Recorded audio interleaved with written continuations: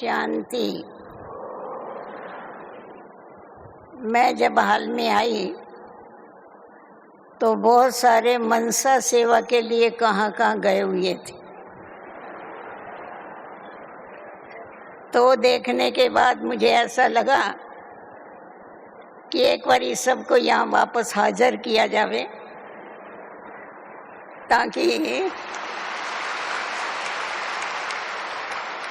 सबके आगे आज का जो विषय वो रखा जाए। अभी नेचर का दो अर्थ होता है, एक है चेतन आत्मा की नेचर मनुष्य की, और दूसरा प्रकृति को भी नेचर कहते हैं।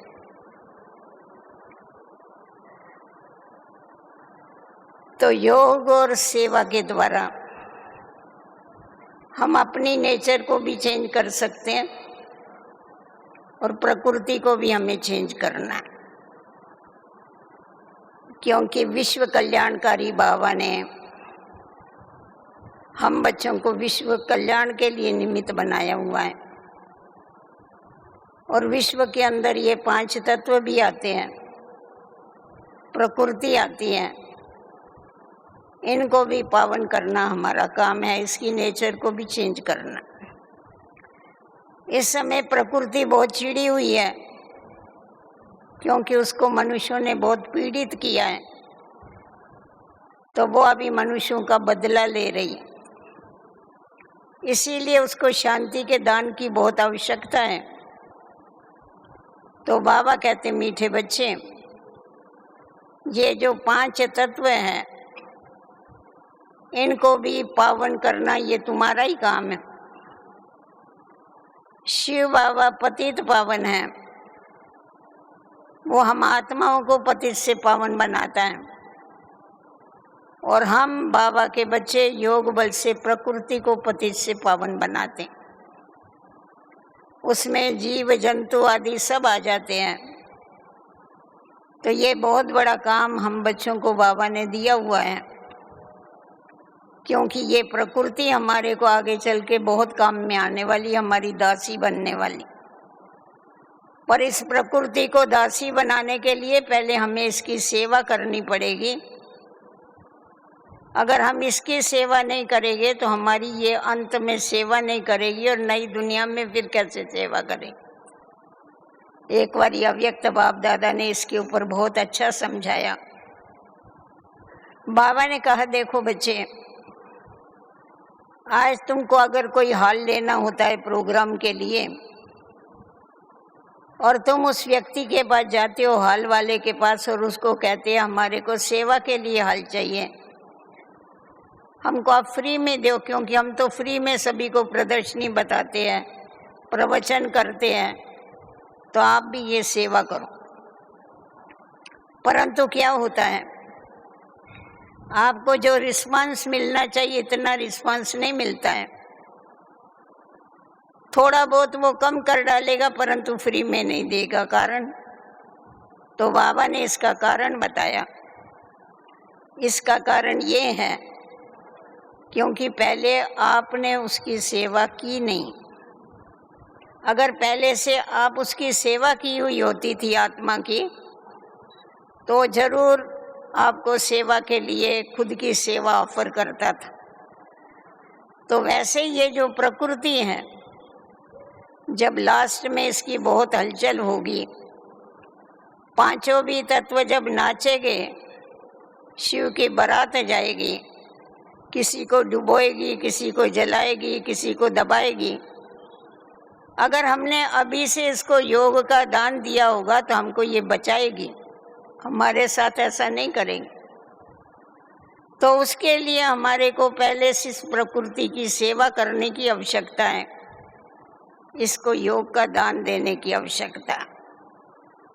और यहाँ तो हमारे को ये अंत में बचाएगी, परंतु नई दुनिया में ये हमारी दासी बन करके चलेगी। प्रकृति हमारे ऑर्डर में रहेगी। इतने वैभव हमारे को ये सामने से परोसेगी, देगी, जो माला माल कर देगी, पर पहले हमें इसकी सेवा करनी पड़ेगी। एक है ये प्रकृति को प्रकृति की नेचर की ओर करना, नेचर की ओर करना, और दूसरा है चेतन आत्माओं की ओर करना। तो अभी हम देखते हैं, जैसा अभी कमलेश बहन आप लोगों को बता रही थी कि स्वभाव, संस्कार, ये जो है इसको भी नेचर कहते हैं। अभी जो नेचर है हर एक आत्मा की, वो मध्य की नेचर है, क्योंकि ये जो सृष्टि चक्र है, सतयुग, त्रेता, द्वापर, कलयुग, तो इसका जो मध्य है वो है द्वापर। तो द्वापर से लेके जो हम विस्मृति में आ गए, विस्मृति में आने के कारण हमारे अंदर जो 5 विकारों की प्रवेशता हुई, और जिन प्रवेशता के कारण ही हमारी जो नेचर है, विकारों के अधीन होने के कारण हमारी नेचर बिगड़ने लगी। देवताओं की नेचर कितनी दिव्य थी, कितनी श्रेष्ठ थी, कितनी ऊंची थी, जिसका आज तक भी गायन और पूजन होता है। परंतु ये जो मध्य वाली नेचर है, इससे हमारी स्थिति मध्यम होती गई और नीचे गिरती गई। तो अभी ये जो पुराने संस्कार हैं या पुरानी नेचर है, भाव स्वभाव है, इसको हर एक पुरुषार्थी बच्चा छोड़ना चाहता है। खुद की नेचर को दिव्य नेचर बनाना चाहता है, ईश्वरीय नेचर बनाना चाहता है, ऊंची नेचर बनाना चाहता है। अब इस समय 2 नेचर होती है। एक होता है सरल स्वभाव, नेचर माना स्वभाव। एक है सरल स्वभाव और दूसरा है सड़ा हुआ स्वभाव। आपको अक्षर जरा ऐसे लगेंगे, पर है ऐसा। जो सरल स्वभाव वाले होते हैं वो सबके साथ सदैव मिलजुल के चलते हैं, उनके अंदर मोल्ड होने की शक्ति होती है। और जो सड़े हुए स्वभाव वाले होते हैं वो सबके साथ झगड़े करते रहते, यहाँ तक झगड़ते प्रकृति के साथ भी झगड़ते हैं। ज्यादा गर्मी होगी तो उसके साथ भी झगड़ा होगा उनका। ये क्या फालतू गर्मी पड़ती है, अरे बहुत हैरान होते हैं, कितना पसीना आता है, क्या है ये सारा, अरे तुम इसके साथ झगड़ते क्यों, उसका नियम है इसीलिए गर्मी होती। बरसात गिरेगी तो भी खिंच खिंच करेंगे, क्या सारे कपड़े खराब होते हैं, कपड़े सूखते नहीं। अरे पर बरसात नहीं गिरेगी तो पानी कहाँ से मिलेगा तुमको। मतलब किसी से भी कभी भी संतुष्ट नहीं रहना, माना सड़ा हुआ नेचर। तो कलयुग में ऐसी नेचर तो बहुत मिलती है, जो मनुष्यों से तो झगड़ते ही हैं, परंतु प्रकृति से भी झगड़ते हैं। एक उदाहरण हमेशा बताते हैं, जरा ज्यादा आपको ये हो जाएगी, सुजाग हो जाएगी, इसीलिए बता रहे। का एक माई थी, वो हमेशा सबके साथ झगड़े करती। उसके जो मोहल्ले वाले थे वो बेचारे बड़े तंग हो गए उससे कि ये रोज रोज झगड़ती, इसकी बड़ी सड़ी हुई नेचर है, हमारे को बहुत दुखी करती। तो एक दिन इन्होंने आपस में मिलकर के ये तय किया कि सब पुरुष तो ड्यूटी पर चले जाते हैं और जो भी माताएं हैं वो दरवाजे बंद करके अंदर बैठ जाना, पहले से सारे काम कर लेना, और इसको जितना बोलना है उतना बोलने देना, कोई भी जवाब नहीं देना। ठीक हो गया। उनके वहाँ आंगन में एक ये था, कुआं था, जिसके कारण इनके झगड़े होते थे पानी के कारण।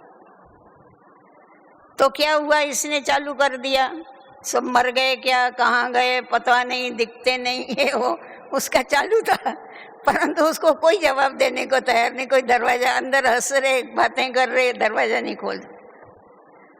आखिर इसको इतना गुस्सा आ गया, दोपहर हो गई, इसको भूख लग गई, ना खाना पकाया ना खाना खाया, लड़ने में ही उसका टाइम चला गया।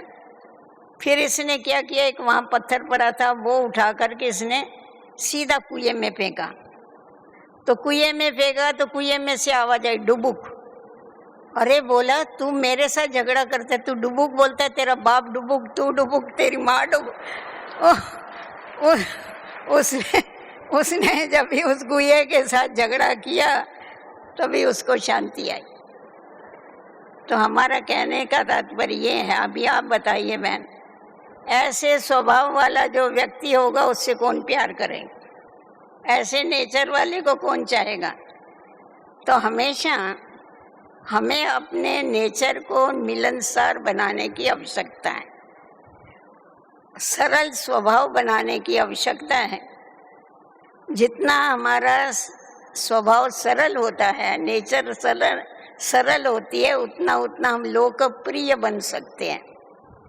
जो सरल स्वभाव वाले होते हैं ना, वो बड़ी बात को भी छोटा कर देते हैं, और सड़े हुए स्वभाव वाले छोटी बात को भी बड़ा करके खींच के रबड़ के माफक बड़ा करते रहते। तो जिसके कारण क्या होता है, जीवन में दुख और अशांति होती है। चाहे ज्ञान सुनते हैं, परंतु उनके स्वभाव में परिवर्तन क्यों नहीं आता है? क्योंकि ज्ञान को जीवन में धारण नहीं करते।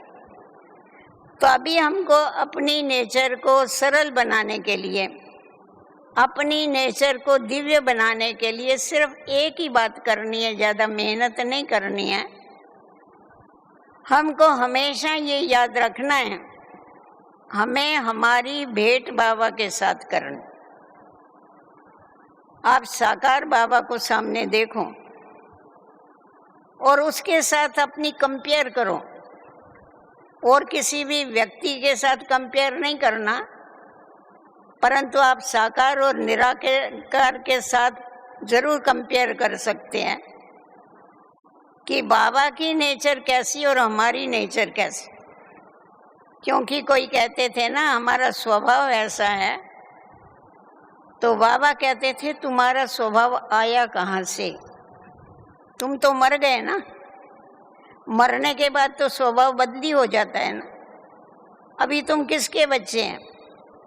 अभी तुम ब्रह्मा की संतान हैं, ब्रह्मा के बच्चे हैं। तो जो ब्रह्मा की नेचर वो हमारी नेचर, हमेशा मात पिता जैसी नेचर होती है। जो शिव बाबा का के विशेषताएं वो हमारे अंदर विशेषताएं।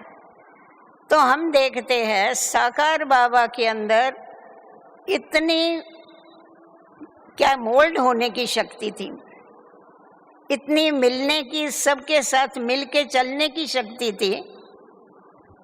जो छोटे बच्चे आते थे तो बाबा छोटे बच्चों के साथ छोटा हो जाता था। जो जवान आते थे तो उनको ऐसी वासना देता था। जो बूढ़े आते थे उनको भी बाबा बूढ़ों के साथ बूढ़ा हो जाता था। बड़ा खुश होता था बूढ़े आते थे। हापुड़ की बुढ़ियाँ आती थी, एकदम बुढ़ियाँ। बाबा बोलता था अरे मेरी हमजिन्स आ गई है तो। और वो बुढ़ियाँ क्या करती थी, ज़्यादा कुछ ज्ञान व्यान नहीं समझती, शिव बाबा करेगी और बड़ी खुश होगी। बाबा का हाथ पकड़ के रास करती, तो बाबा भी बड़ा खुशी से उनके साथ रास करता। तो जैसा व्यक्ति होगा बाबा वैसा उनके साथ हो जाता था। अपनी नेचर को बाबा ने इतना सरल बनाया था और इतना इजी बनाया हुआ था, जो हरेक इसीलिए ऐसा समझता था कि ये मेरा बाबा।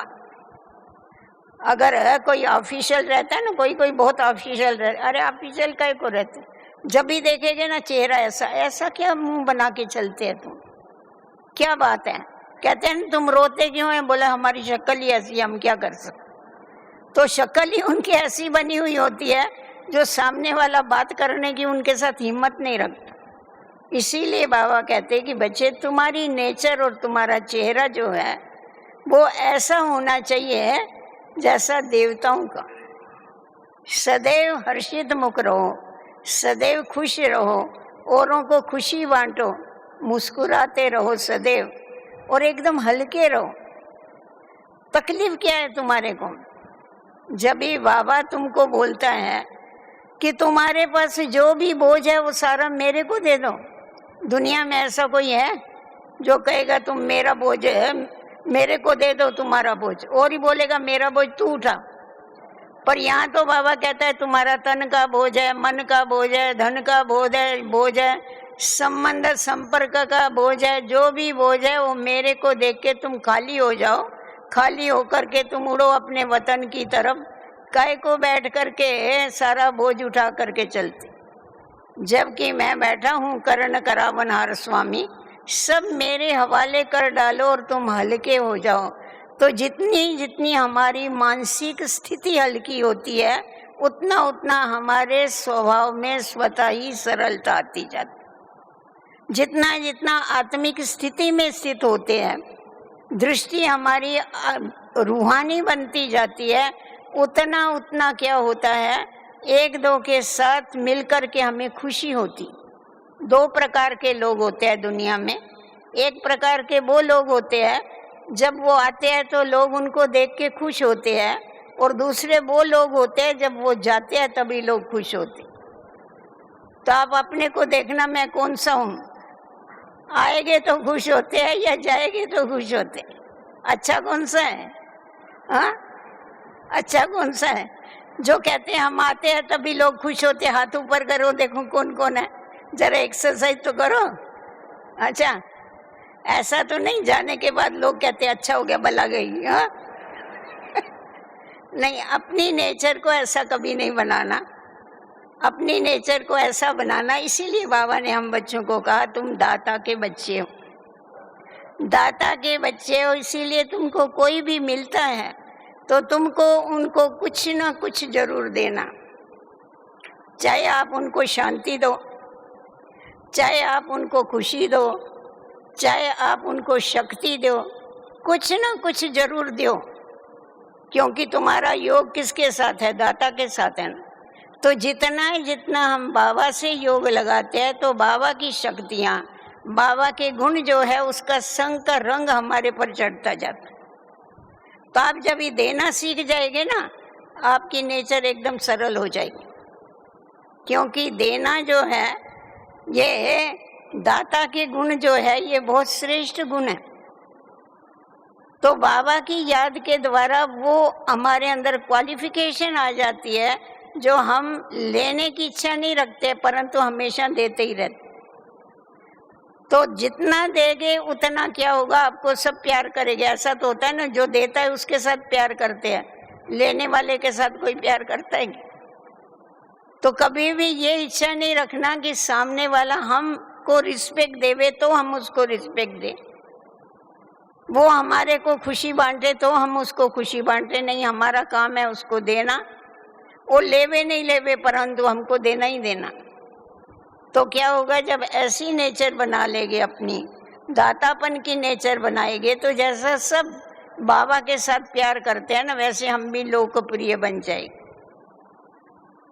लोगों को क्या अच्छा लगता है? लेना अच्छा लगता है, देना नहीं अच्छा लगता है। जिनको लेने की आदत होती है वो कभी देते हैं क्या किसी को? कभी भी नहीं देंगे। एक बार एक आदमी था पैसे वाला बहुत, पर बड़ा कंजूस था। उसने कभी किसी को दान नहीं दिया था, कभी मदद नहीं किया। तो उसने अपनी खेती में क्या किया, कुआं खोदा, पानी नहीं लगा था, आधा कुआं खोद लिया था, काफी ये हो गया था वो खड्डा, और रात को वहां से जा रहा था तो उसमें गिर गया। तो अभी निकले कैसा बेचारा, तो चिल्ला रहा था मेरे को निकालो निकालो निकालो। तो बहुत लोग इकट्ठे हो गए वहां पर। उसको बोला आप जरा हाथ दो, क्योंकि किसी को निकालेंगे तो हाथ कोई देगा तो पकड़ के ऊपर निकालेंगे ना, हाथ दो तो मैं आपको निकालूं। तो वो हाथ देने को तैयार ही नहीं है। ऐसा करते करते कितने घंटों हो गए और चिल्ला रहा है निकालो निकालो। तो बहुत लोग इकट्ठे हो गए। एक वहां से बुजुर्ग जा रहा था, उसने कहा क्या बात है? बोला ये सेठ जी अंदर गिर गया है और इसको निकालते हैं तो ये तो हाथ ही नहीं दे रहा है।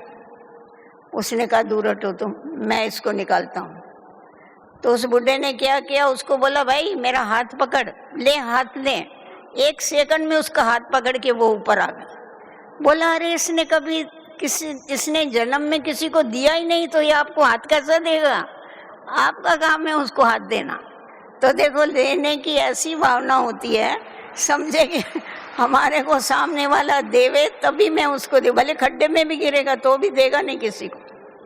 तो बाबा हमेशा कहते हैं कि बच्चे तुम्हारे को क्या करना है, दाता बनके जो भी तुम्हारे दर पर आवे उसको तुम गुण, शक्तियाँ, शांति, तुम्हारा काम है उसको देना, क्योंकि हमारा बाबा दाता है तो वो देता है। और ये जो देवी देवता है, देवता का मतलब ही क्या है, हमारा लक्ष्य क्या है जीवन का, कि हमें देवता बनना है। मनुष्य देवता माना भी देने वाले। तो जब हम देने वाले बन जाते हैं तो हमारी नेचर में क्या हो जाता है, आप ही परिवर्तन आ जाता है। क्योंकि अगर हम लेने और देने की बात करेंगे वो तो व्यापार होता है, पर इसमें क्या है, याद और सेवा। तो जितनी जितनी हम सेवा कर, सेवा माना ही देना हो गया, तो जितनी जितनी हम सेवा करते हैं उतना उतना क्या है, हमें दुआएं मिलती। और दुआएं जो है वो क्या करती है, दवा से भी ज्यादा काम करती। आपको मालूम होगा ना, कोई देखो पेशेंट बहुत सीरियस होता है, डॉक्टर का कुछ चलता नहीं है, वो अपनी तरफ से पूरी कोशिश करता है, फिर क्या कहता है, आप भगवान से दुआ मांगो, क्योंकि दुआ ये बहुत बड़ी चीज है। तो हम लोग जितना जितना आत्माओं को सुख देते हैं, सबसे बड़ी बात है सुख देना, तो जितना जितना हम आत्माओं को सुख देते हैं, ये सेवा हम करते हैं सुख देने की, उतनी उतनी हमारी दुआएं हमारी जमा होती जाती है।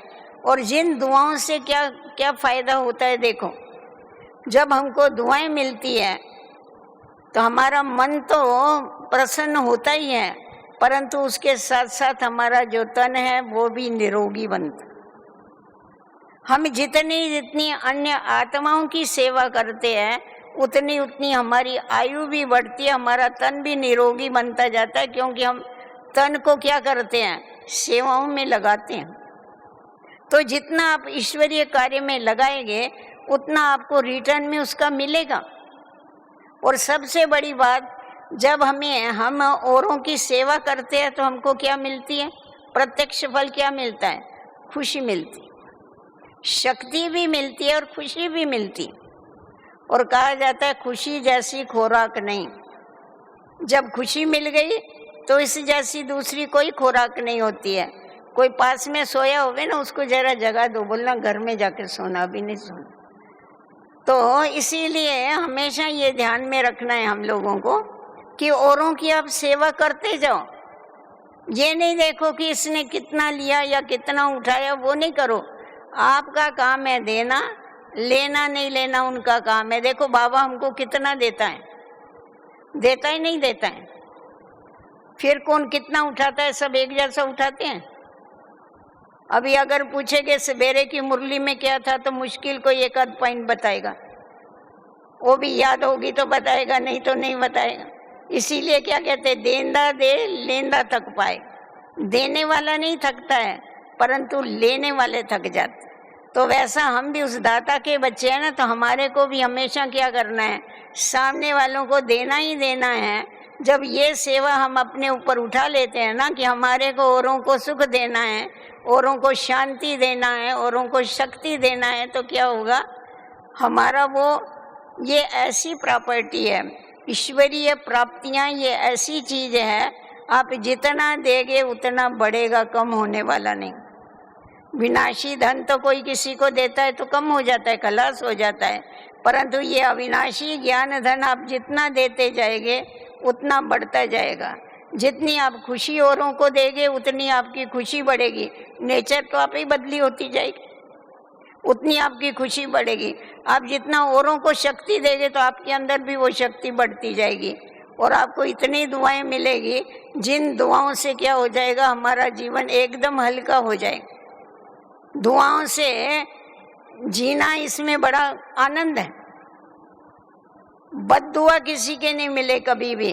और दुआ किसको मिलती है, जो जिस समय जिसको मदद की आवश्यकता है उस समय अगर वो मदद करता है तो उसको दुआ मिलती। देखो कैसे, अभी वैसे तो बहुत लोग होते हैं वो पान पोई लगा के रखते हैं, पानपोई समझते ना, पानी अभी गर्मी के दिन हो गए ना, रास्ते में मटके रखे हुए होते हैं, कोई ऐसे लोग होते हैं वो समझते पुण्य का काम है, पानी बेचारे प्यास से पानी पिएंगे, उसमें मिलता है पुण्य। परंतु अगर कोई समझो प्यास से तड़फ रहा है और उसको आपने एक गिलास पानी, मर रहा है, आपने उसको एक गिलास पानी पिला दिया ना, वो आपको दुआ देगा, उसके अंदर से दुआ निकलेगी। और दुआ जो है ये हमारे को ऊपर उड़ाती है, हल्का बना देती है, हमको ऊपर उड़ाती है। हमारा बुद्धि का योग क्या होता है, बाबा के साथ लगने में बहुत मदद होती है। तो इसीलिए ये जो ईश्वरीय सेवा है, ईश्वरीय सेवा की यहाँ हमारे को खुशी भी, प्रत्यक्ष फल मिलता है, शक्ति भी मिलती है, हमारा भविष्य भी जमा होता है और अन्य आत्माओं के दिलों के ऊपर हम राज करते।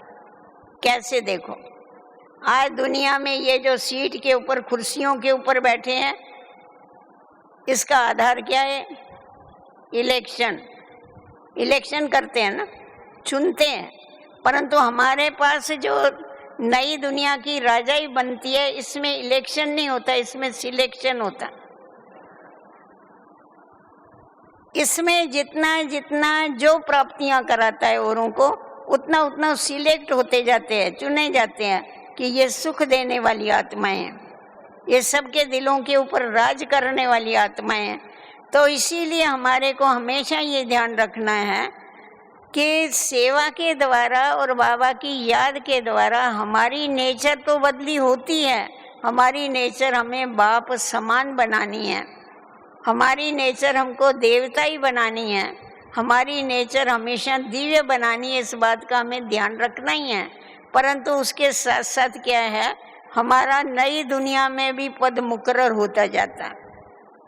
कभी कभी कोई आके बाबा हमेशा पूछते थे, साकार बाबा थे ना, तो कोई आता था ना पार्टी लेके, बाबा पूछता था तुम कितनी सेवा करते हो? बाबा मैं ना, कोई कोई ऐसे गपोड़े मारते हैं, बाबा मैं इतनी सेवा करता हूँ, इतना लोगों को सुनाता हूँ, बहुत लोगों को मैं संदेश देता हूँ। बाबा कहता था कितनों को?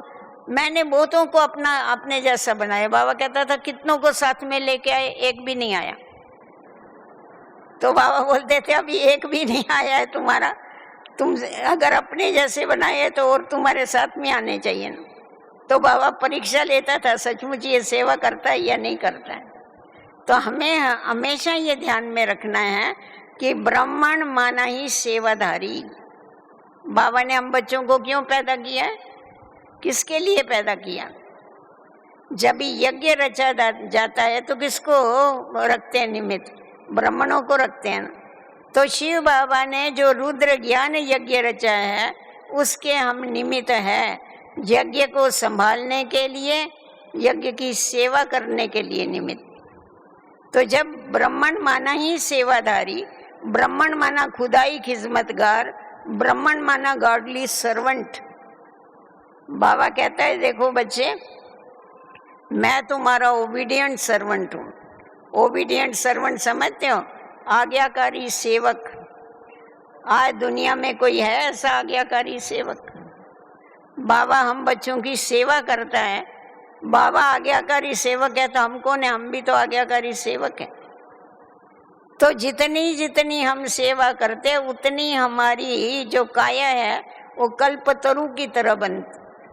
देवी देवताएं कभी बीमार नहीं होते हैं, देवताएं कभी बूढ़े नहीं होते हैं, क्योंकि उन्होंने अपनी ये जो काया है, शरीर जो है, वो पिछले जन्म में, ब्राह्मण जन्म में अपनी काया को सेवा में घिसाया है। इसीलिए बताते हैं ना, दधीची ऋषि ने क्या किया? अपनी हड्डियां भी यज्ञ में दे दिया। हड्डियां दे देना माना क्या? हड्डियां दे देना माना सेवा करना। जैसा हम लोग देखते थे साकार बाबा थे, बाबा बहुत बारी रात भर सोते नहीं थे। बाबा से पूछते थे बाबा आपको नींद नहीं आती है क्या?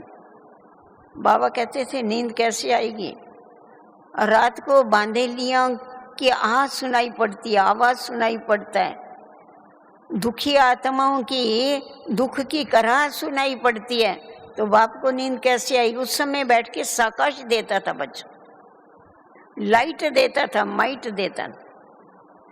तो बाबा ने सेवा तो किया, परंतु अपना जो उसका पर्सनल आराम का समय वो भी सेवा में लगा दिया। इसको कहते हैं हड्डी सेवा किया, दिल से सेवा की। हड्डी सेवा करते करते तो बिगर हड्डी वाला फरिश्ता बन गया, नहीं तो कैसा बन। तो वैसे ही हमें भी ये ख्याल में रखना है कि हमको भी सेवा करते हुए अपनी जो स्थिति है वो फरिश्ते जैसी बनानी। अपनी नेचर, फरिश्ते का क्या काम होता है? फरिश्ता किसको कहते हैं? कहते हैं फलाना फरिश्ता आया, वो संदेश दिया और चला गया। वो कहाँ उस अटैच नहीं होता है, सब तरफ से डिटैच, न्यारा। फरिश्ता माना न्यारा, जिसका ना देह और देह के दुनिया से कोई रिश्ता है, उसको फरिश्ता कहते हैं। ये भी तो नेचर है ना बड़ी। किसी से भी कोई रिश्ता नहीं रहे, न्यारा रहे। जितना जितना न्यारा रहते उतना उतना हम बाप का प्यारा बनते हैं। तो इसीलिए हमारे को हमेशा अपना समय, श्वास, संकल्प सब कुछ सेवा में लगाना है और सफल करना है। आप देखो, जैसे हम लोग देखते हैं, आज किसी को दूसरे देश में जाना हो, समझो मेरे को अमेरिका जाना होगा, तो यहाँ की करेंसी काम में नहीं आएगी। यहाँ का मैं रुपए लेके जाएगी तो वहाँ थोड़े कम में आएगा। हमारे को क्या करना पड़ता है? उसको ट्रांसफर करना पड़ता है वहाँ की करेंसी, वहाँ के डॉलर लेने पड़ेंगे, तभी हमारे को उधर कम में आएंगे। तो उसी प्रकार हम जब नई दुनिया में जा रहे हैं, तो नई दुनिया में यहाँ का जो हमारे पास पदार्थ है, जो धन है, पदार्थ है, जो तन है, ये कुछ भी हमारे साथ में नहीं चलने वाला है। इसको हमको ट्रांसफर करना पड़ेगा। इसको कैसे हम साथ में लेके जा सकते? ये तो कुछ स्थूल कुछ भी साथ में नहीं जाता है। तन, मन, धन, समय, संकल्प कुछ भी नहीं जाएगा। ये हम साथ में जरूर ले जा सकते हैं, परंतु ट्रांसफर करके ले जा सकते हैं। इसको ट्रांसफर करना माना हम अपना तन, मन, धन, समय, इसको क्या करना? ईश्वरीय सेवा में लगाना। तो जितना जितना हम ईश्वरीय सेवा में लगाते हैं, हमारा पुण्य जमा होता है। वो पुण्य हम साथ लेकर के नई दुनिया में जाके पुण्यात्मा बनते। तो जितना ऊंचा पद चाहिए हमको, वो ऊंचा पद ट्रांसफर करने से हमको मिलता है। हम जब तक इसको ट्रांसफर नहीं करते हैं, ईश्वरीय सेवा में नहीं लगाते हैं, तब तक हमारा पुण्य का खाता जमा नहीं होता है। तो जितना जितना भी लगाएगा उतना उतना उसका पुण्य बढ़ता जाएगा। और सबसे हल्की चीज पुण्य ही है, वही साथ में चल सकती है, बाकी कुछ भी साथ में नहीं चलेगा। तो इसीलिए हमारे को सदैव पुण्य का खाता जमा करना है और पुण्य का खाता अपने साथ में लेकर के जाना है। पुण्य आत्माओं की दुनिया में जाना है। इस बात का हमें हमेशा ध्यान रखने की आवश्यकता है, और कुछ नहीं। तो इसीलिए अपनी नेचर को सरल बना दो, मिलनसार बना दो। कितना बड़ा देखो अपना परिवार, परंतु आपको ये परिवार कभी अच्छा लगेगा? परिवार तभी अच्छा लगता है जब एक दो के साथ स्नेह होता। स्नेह कैसा होगा? संबंध याद होगा कि हम सब, आप जरा थोड़ा सा विचार करो, किसी का भाई या बहन गुम हो जाता है, कोई 15 दिन के बाद या 8 दिन के बाद या 1 घंटे के बाद, 2 घंटे के बाद मिलता है, कितनी खुशी होती है। अरे मेरा भाई गुम हो गया, मिल गया, कितना खुश होते हैं। और आप और हम कितने समय के बाद मिले? कितने समय के बाद? 5000 बरस के बाद। आपको लगता नहीं है कुछ? 5000 बरस के बाद मिले तो आप बताओ हमारा आपस में कितना प्यार होना चाहिए, खुश होना चाहिए, नहीं होना चाहिए? ताली भी नहीं बजाते आप तो, खुश होते हैं। इसीलिए भट्टी रखते हैं, ये समझा? और रूहानी प्यार, ईश्वरीय परिवार का प्यार, जो रूहानी प्यार हमको आगे बढ़ाने वाला है, जो रूहानी प्यार निस्वार्थ प्यार है, जो हमको शक्ति देने वाला है, वो इतने संगठन में ही तो मिलता है अपने को। नहीं तो आपको क्या मालूम आपका संगठन कितना बड़ा है। तो इसीलिए बाबा कहते हैं कि बच्चे जितना जितना तुम एक दो को उस रूहानियत से देखते हो, उस रूहानियत की नजर से देखते हो, उतना उतना क्या होता है, एक दो के अंदर वो प्यार आता जाता है। और हम कौन सी दुनिया में जा रहे हैं? प्यार की दुनिया में जा रहे हैं ना, जहाँ शेर और बकरी एक घाट पर पानी पीते हैं। तो इसीलिए हमारी नेचर हमें कैसी बनानी पड़ेगी? प्यार वाली बनानी पड़ेगी। इसलिए रोज बाबा पहले पहले हमको कौन सा पाठ पक्का कराता है, मुरली सुनाता है तो क्या बोलता है बाबा? पहला महावाक्य क्या है बाबा का? हाँ बोलो जोर से। मीठे बच्चे। बाबा को मालूम नहीं हम कितने मीठे बने? मालूम है क्या नहीं मालूम? हर एक का पता है। देखो बाबा कहते हैं, बड़ा उस्ताद है बाबा कहते हैं, बच्चे तुम्हारी दुनिया में यहाँ टीवी है, उस टीवी में तुम दृश्य देख सकते हो, उसमें आवाज सुन सकते हो, पर मेरे पास ऐसे ही टीवी है, तुम्हारे संकल्प भी मेरे पास पहुंचते। तो हम सभी को बाबा देखता है नहीं देखता है? देखता है ना। तो इसीलिए हमेशा कोई भी कर्म करते हैं, कुछ भी सोचते हैं, कुछ भी बोलते हैं, तो हमेशा ध्यान में रखो बाबा हमको देख रहा है। तो जब ये याद रहेगा कि बाबा मेरे को कौन? भगवान जो इस ड्रामा का डायरेक्टर है वो मुझे देख रहा है। तो जब बाबा देख रहा है तो हमारे इसीलिए कर्म, बोल और संकल्प कैसे हो जाएंगे? श्रेष्ठ हो जाएंगे। तो हमारी नेचर तो आपे क्योर हो जाएगी फिर। हाँ, क्योर करनी नहीं पड़ेगी परंतु हो ही जाएगी। तो तभी बाबा कहते हैं कि बच्चे जितना जितना बाप से तुम्हारा प्यार है उतना ही इस दैवी परिवार से भी तुम्हारा प्यार होना चाहिए, उतना उतना तुम्हारा सेवा से भी जरूर प्यार होना चाहिए। क्योंकि अनेक आत्माएं जो भटक रही है उनको रास्ता बताने वाला कौन है? हम बच्चे ही है ना। तो बाबा ने हम बच्चों को फायर ब्रिगेड बनाया हुआ, सब तरफ विकारों की आग लगी हुई है, वो आग बुझाना हमारा काम है। क्योंकि हमारे भाई बहन है सब। तो जब हमारे भाई बहन है तो हमें उनके ऊपर क्या होना चाहिए? तरस पड़ना चाहिए। फिर आप किसी भी प्रकार की सेवा करो, ऐसा नहीं आप समझाने की, अभी बूढ़ी बूढ़ी माताएं वो क्या समझा सकती हैं? उनको नहीं आएगा, अच्छा चलो समझाना। बाबा ये तो समझाने को आएगा, छोटे बच्चे को भी आता है, पहला शब्द तो बाबा ही बोलता है। तो बाबा कहता है तुम मनसा से भी बैठ करके बाबा को जो याद करते हो वो भी तुम्हारी सेवा है, वाणी से ज्ञान सुनाते हो वो भी सेवा है, और तुम्हारे कर्मों में जो श्रेष्ठता आती है वो सबसे बड़ी सेवा है। क्योंकि हमारे कर्मों के द्वारा ही क्या है? बाप को प्रत्यक्ष होना है। तो इसीलिए हमारे कर्म ऐसे हो, जो हमारे कर्म देख के बाबा के, हमारे कर्मों के, हमारे चरित्र के द्वारा बाबा का चित्र दिखाई देना चाहिए। तो हमें ये सब सेवाएं करनी है। जो भी सेवाएं हमको जब भी मिलती है, कोई भी कार्यक्रम होता है, तो हर एक का उसमें योगदान जरूर होना चाहिए। धन का सहयोग होना सिर्फ योग नहीं है, ये नहीं है, सहयोग नहीं है, परंतु हर प्रकार का सहयोग हमारी मनसा में भी सदैव पॉजिटिव चलता रहे कि ये जो प्रोग्राम है बाबा का, ये क्या हो जावे, सफल हो जावे। आप खुद भी अनुभव करते हो ना। देखो कोई छोटा मोटा ही प्रोग्राम होता है, आप सेंटर पर कहाँ ना कहाँ प्रदर्शनी रखते हो, सारा दिन क्या होता है आपको याद रहता है ना, मुझे प्रदर्शनी में जाना है, लोगों को समझाना है, प्रदर्शनी में जाना है। बाबा भी याद आता है, सेवा भी याद आती है। तो क्या है, पाप करने से बच जाते हैं, विकर्म करने से।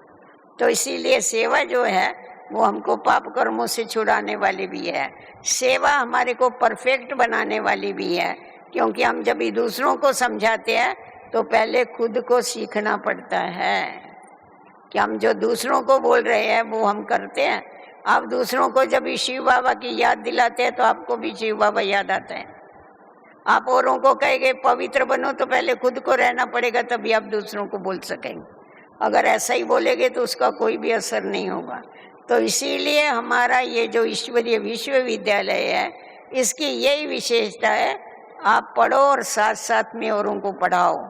तो जल्दी से जल्दी परफेक्ट बन जाएंगे, जल्दी से जल्दी नई दुनिया में जाने के लायक बन जाएंगे।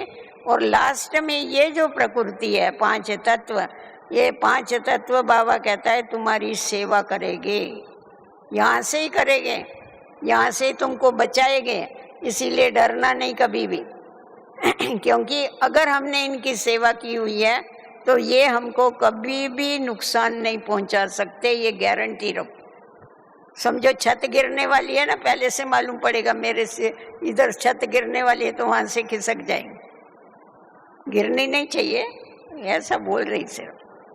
तो पहले से ही पता पड़ेगा, परंतु उसके लिए क्या चाहिए, हमारी बुद्धि की लाइन क्लियर चाहिए और प्रकृति की सेवा की हुई होगी तो हमारे को ये कभी भी ऐसा नहीं मारेगी। हम अपनी स्व इच्छा से अपना शरीर छोड़ेंगे और बाबा के साथ साथ चलेंगे।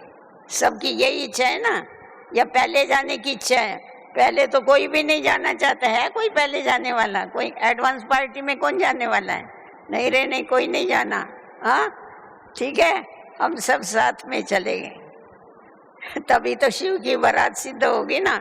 आगे आगे साजन और हम उसके पीछे पीछे सजनियां भागेंगे। ठीक है, पसंद है ना आप लोगों को?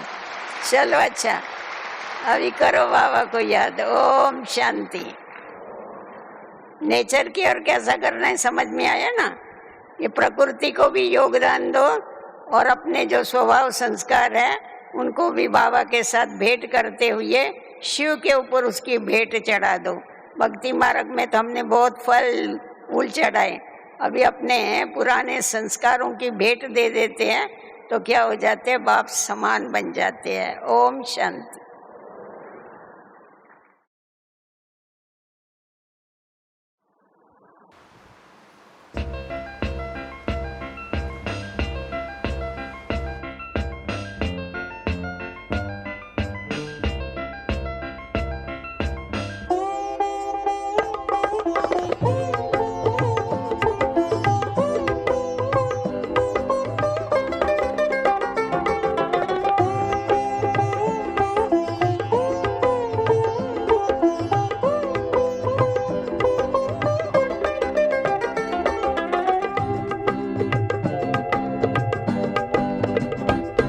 हम दुनिया नई बनाएंगे, तन मन सेवा में लगाएंगे, चलेंगे शिव बाबा की मत पर, स्वर्ग धरा पर लाएंगे। हम दुनिया नई बनाएंगे, हम दुनिया नई बनाएंगे, तन मन सेवा में लगाएंगे, चलेंगे शिव बाबा की मत पर, स्वर्ग धरा पर लाएंगे। हम दुनिया नई बनाएंगे।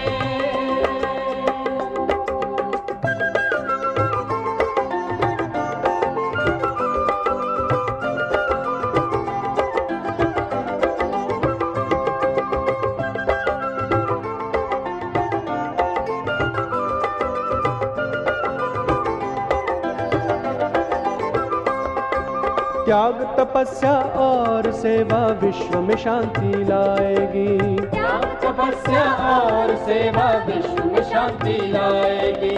युगों से प्यासी रूहें शिव से मिलन मनाएगी। युगों से प्यासी रूहें शिव से मिलन मनाएगी। अमृत भरे कलश से सबको दिव्य अमृत पिलाएंगे, चलेंगे शिव बाबा की मत पर, स्वर्ग धरा पर लाएंगे। हम दुनिया नई बनाएंगे, हम दुनिया नई बनाएंगे, तन मन सेवा में लगाएंगे, चलेंगे शिव बाबा की मत पर, स्वर्ग धरा पर लाएंगे। हम दुनिया नई बनाएंगे।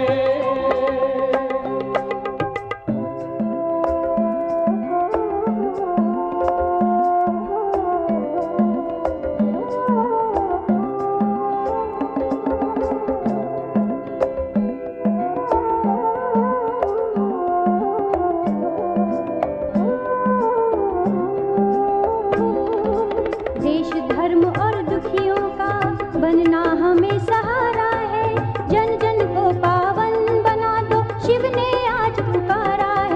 देश धर्म और दुखियों का बनना हमें सहारा है। जन जन को पावन बना दो, शिव ने आज पुकारा है। बुझा हुआ हर आत्म दीपक ज्ञान की ज्योति जगाएंगे। चलेंगे शिव बाबा की मत पर, स्वर्ग धरा पर लाएंगे। हम दुनिया नई बनाएंगे, हम दुनिया नई बनाएंगे, तन मन सेवा में लगाएंगे।